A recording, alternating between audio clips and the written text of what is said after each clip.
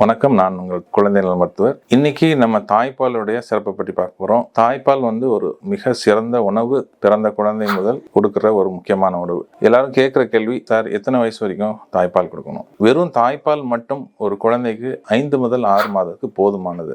சில நேரங்களில் சில சத்து மருந்துகள் டாக்டர் ஆலோசனைப்பட்டு மட்டும் கொடுக்கலாம். சரி, எத்தனை வயசு வரைக்கும் கொடுக்கலாம்? 2 வயது வரைக்கும் ஒரு குழந்தைக்கு நம்ம தாய்ப்பால் தாராளமாக கொடுக்கலாம். சரி, 3வது, எப்போ இணை உணவுகள் ஆரம்பிக்கும்? 6வது மாதத்திலிருந்து நீங்க ஆரம்பிக்க வேண்டும். கட்டாயம் ஒவ்வொரு வாரத்துக்கு ஒரு உணவுகள் நீங்க கொடுக்கணும். 6வது மாதத்துல என்ன ஆரம்பிக்கணும்? பழங்கள், மசிச்ச காய்கறிகள் கொடுக்கலாம். கூழ் வகைகள் நீங்க கொடுக்கலாம். 7வது மாசத்துல இட்லி அல்லது உப்புமா. 8வது மாதத்துல இருந்து சோறு, பருப்பு கொடுக்கலாம். 9வது மாதத்துல இருந்து நீங்க மீன், கறி, முட்டை கொடுக்கலாம். 10வது மாதத்துல இருந்து கிட்டத்தட்ட நம்ம பெரியவங்க சாப்பிட்ற எல்லா உணவுகளும் குழந்தைங்க சாப்பிடலாம். நன்றி.